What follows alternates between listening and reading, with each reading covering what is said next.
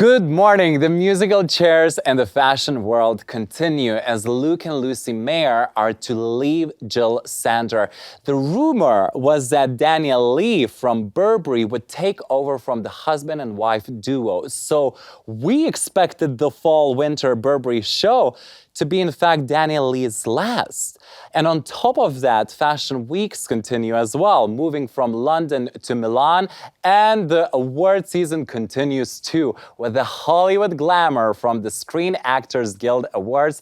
And speaking of the creative industries, a new campaign has started in the UK, calling on the government to ensure that creatives are rewarded properly in the light of the growth of AI, which I believe is not just UK, but universal problem too. I am here to talk about all of that with my guests, costume designer and stylist, Molly Emma ROWE, fashion creative consultant and stylist, Katie RUENSUMRAN, and makeup artist as well as creative director, Alex JAIRUS. Thank you so much for joining Fashion News this morning with me. I am here actually to talk about, first of all, Burberry, because London Fashion Week has wrapped up. All eyes are on Milan, and we'll get to Milan, but let's talk about the it show of London Fashion Week. Burberry, the speculation, the rumor was that Daniel Lee might be leaving Burberry, and in fact, maybe the show would be his very, very last. Did it feel like the last show for Daniel Lee? To me, it felt like either the first or the last would be my answer. I think it was really strong and I really enjoyed it. And, you know, I thought it had a great identity and it felt like maybe he's found his feet at Burberry, but also maybe that does mean that it's the end, going out with a bang. I don't know. My question is, there was such a big hype about Burberry, Burberry, Burberry. And in fact, you know, I always say, good PR or bad PR, at the end of the day, it was still PR for Burberry. And this whole speculation about Daniel Lee potentially leaving, I think it really worked in their favor. But I say, remove the hype, remove the celebrities, remove the glamorous set that they created there, remove Naomi Campbell walking down the runway in Burberry's clothes. And we would purely look at the clothes that we saw at the show. Katie, I would always trust what you would say. Tell me, what was your opinion on that? I think for Burberry, we need some refreshment. You know, we need something new, like, because what's missing? What's missing is sales is missing. You know, people don't, I love Burberry, like, personally, but new generation, they don't really wear Burberry anymore. They're looking for like vintage Burberry. Mm-hmm. So I think we need something like something new. You need something new. I wonder, speaking of new, Alex, when was the last time you went to Burberry store, and what is your opinion in terms when it comes to sales? The last time I went to Burberry show was for a baby shower. I think people in America usually purchase Burberry to be for like baby showers. Sorry, I don't mean to say that, but the show that they had today was very much luxury mixed with countryside.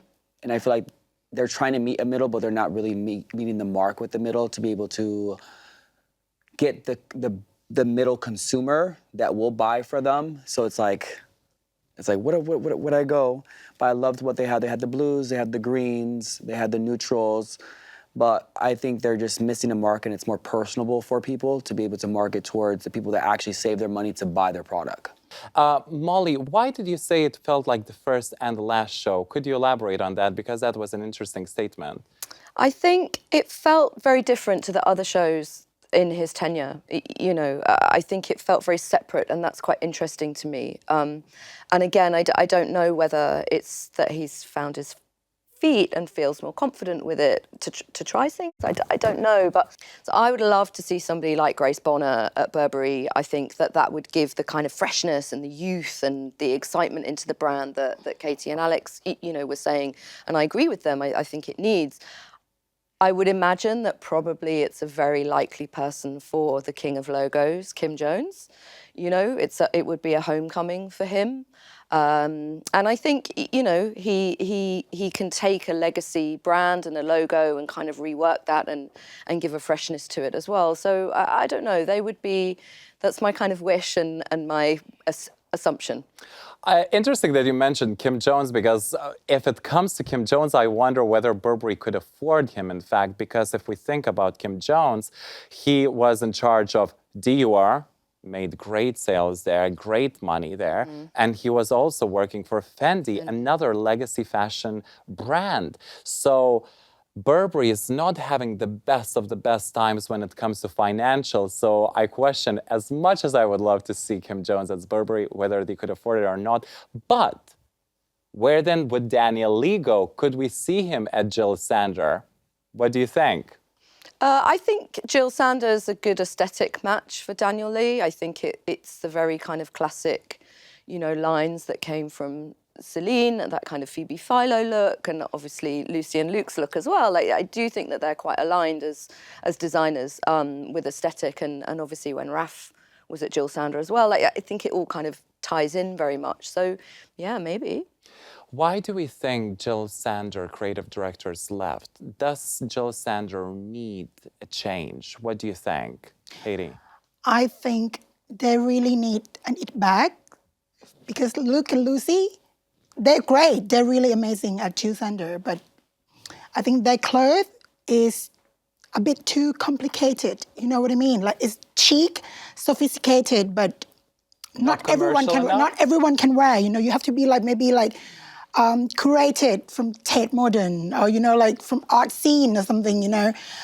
And there's no it bags. I think the OTB group need money from it bags. So I think Daniel Lee could be a perfect fit, but I think he need a break, maybe like 1 or 2 years. Interesting that you say that, because Alex, I wonder, how would you as a creative director as well, when you work with different celebrities, there are so many bags out there. Yes. What would be the it bag if JIL Sander just decided to take that advice from Katie? What's missing in the market when it comes to it bags? Because one very interesting thing about Fendi show that recently happened in Milan, Sarah Jessica Parker very beautifully talked about Fendi and what Fendi means to her. And she said, well, Fendi means to me also a baguette bag, because it was such a big part of Sex and the City. And so someone asked, and what is so special about the baguette bag? And she said, functionality. It's actually the size of it is so functional. So Alex, what do you say to that? Most definitely functionality, but still where it's not too much.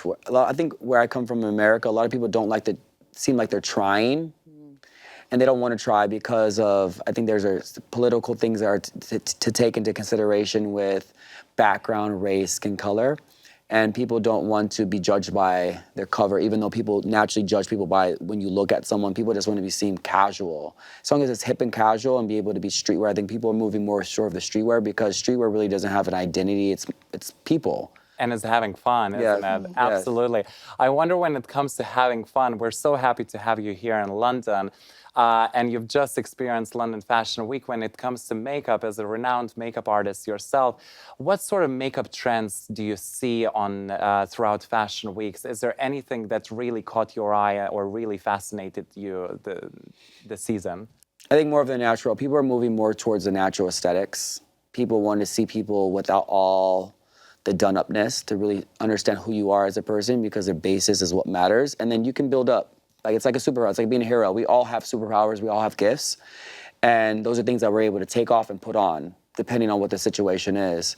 Absolutely. You make me think of now Milan, because that was exactly the case in London.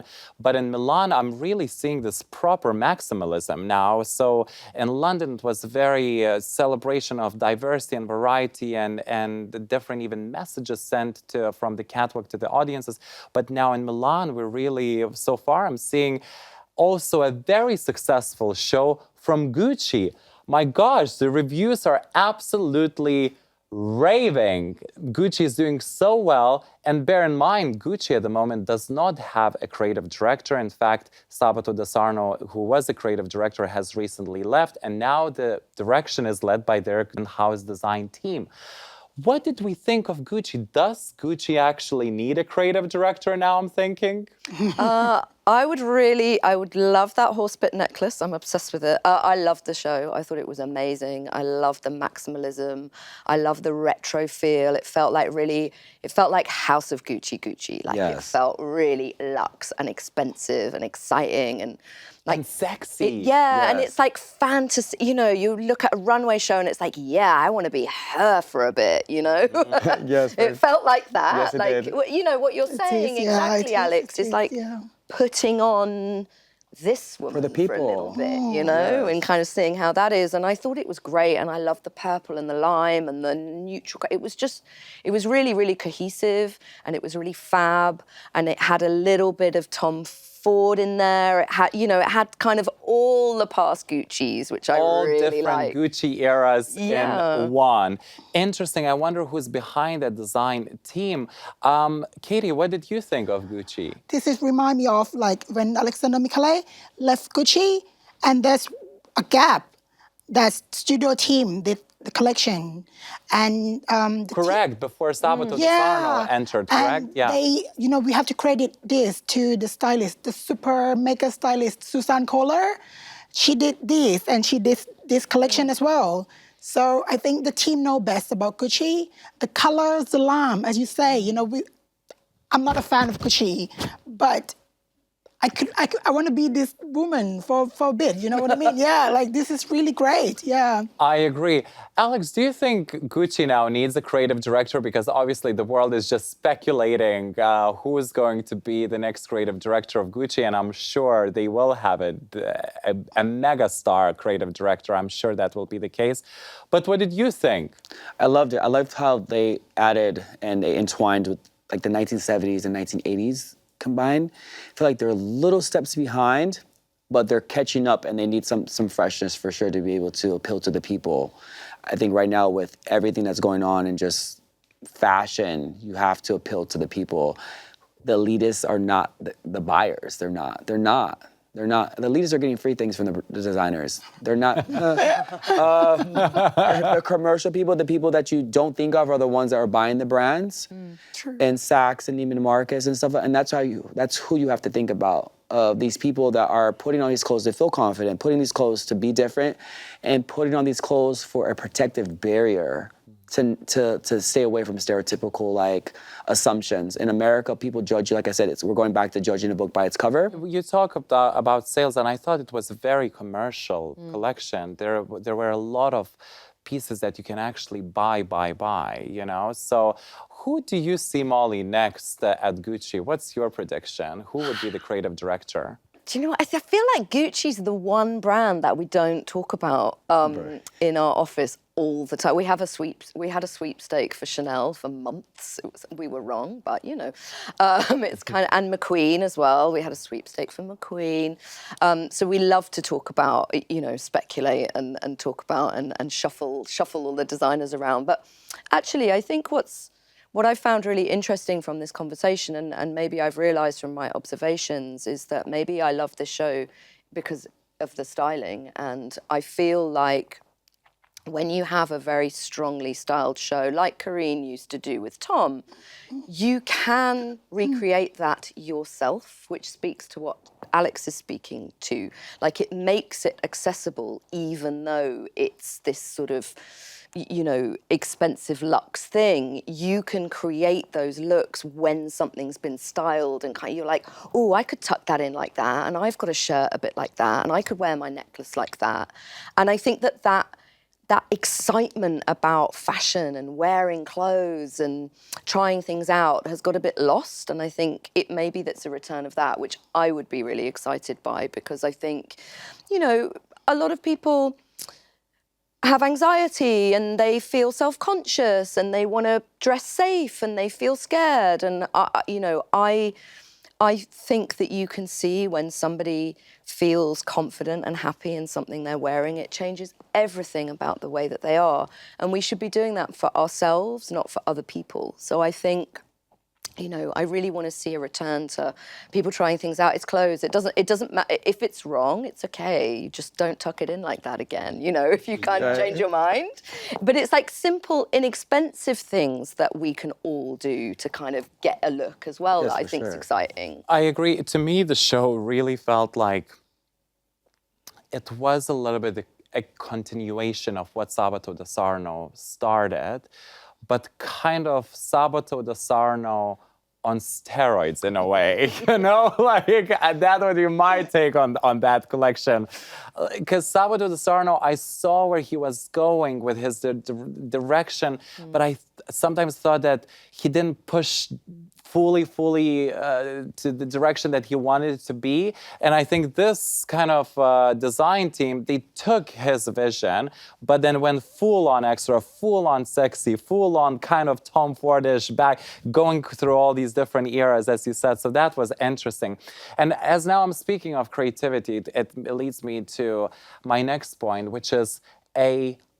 Such a universal problem. At the moment, the UK creatives are uniting for a campaign called Make It Fair because, well, there are conversations from the government that essentially they do want to make it a bit easier for the big tech companies to use AI.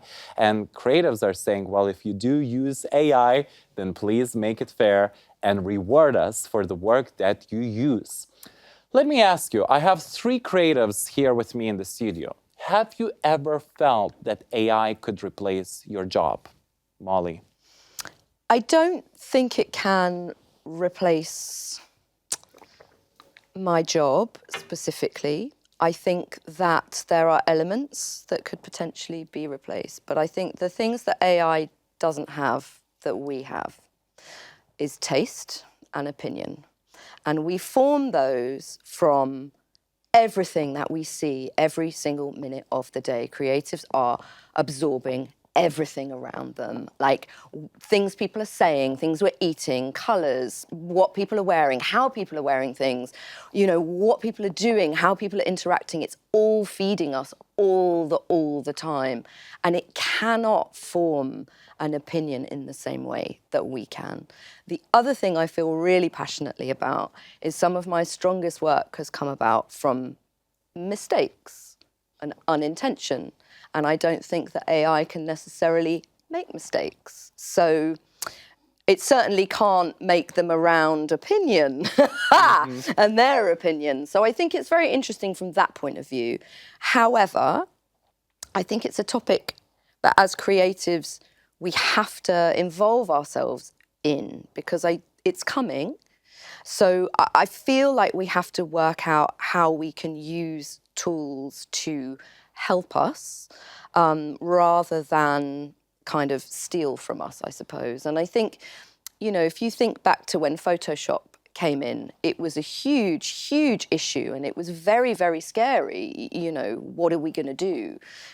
No one's going to draw anything ever again. And I think that artists found a way to incorporate this new technology into themselves. Now, obviously, I understand that there's a part of AI which is learning from all of us without us knowing, and that's a whole separate issue. But I think it needs to be broken down into several things.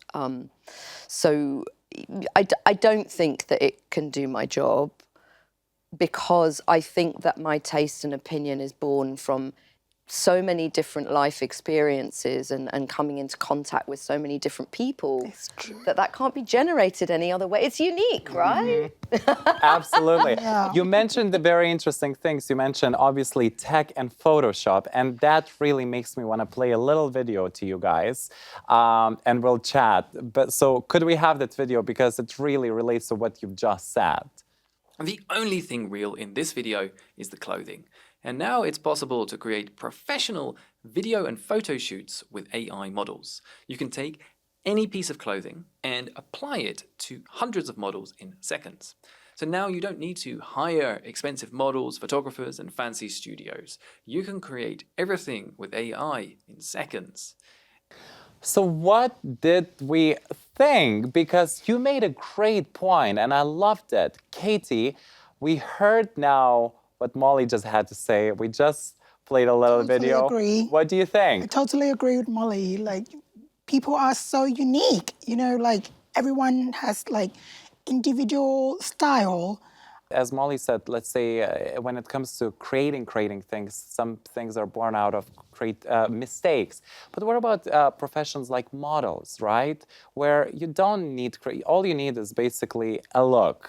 You need a body, and now clearly they can be just as realistic. What about those I don't need that model. I need Naomi Campbell.